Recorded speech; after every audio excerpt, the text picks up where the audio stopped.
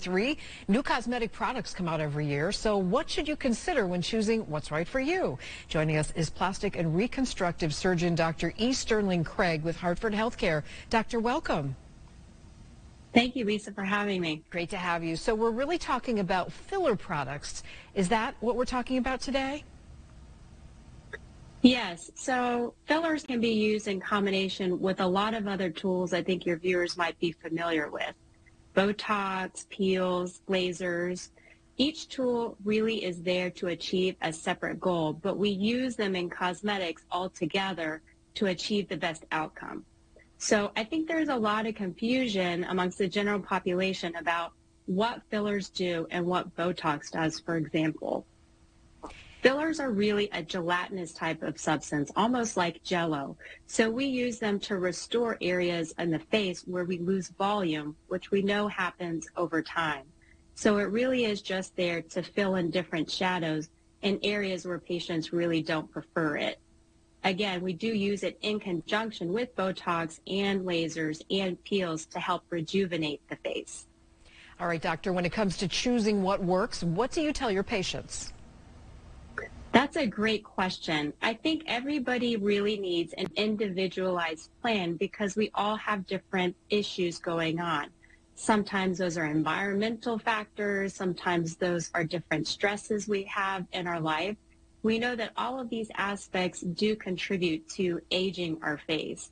For example, in the Northeast, we have a lot of UV exposure.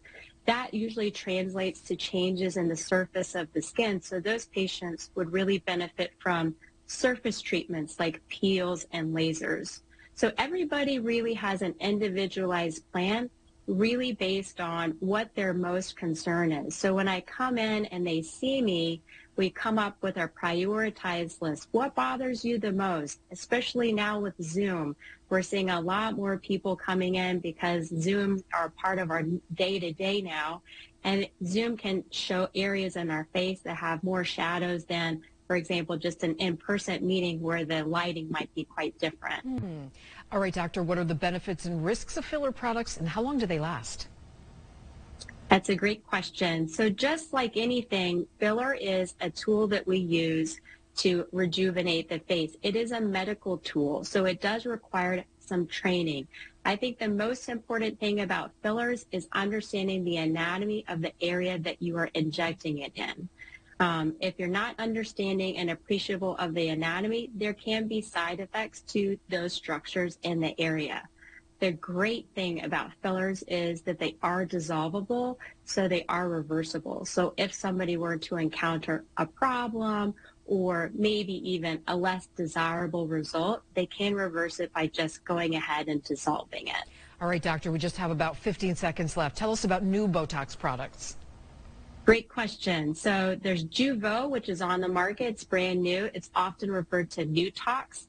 There's other Botox products on the market like Xeomin and Dysport as well.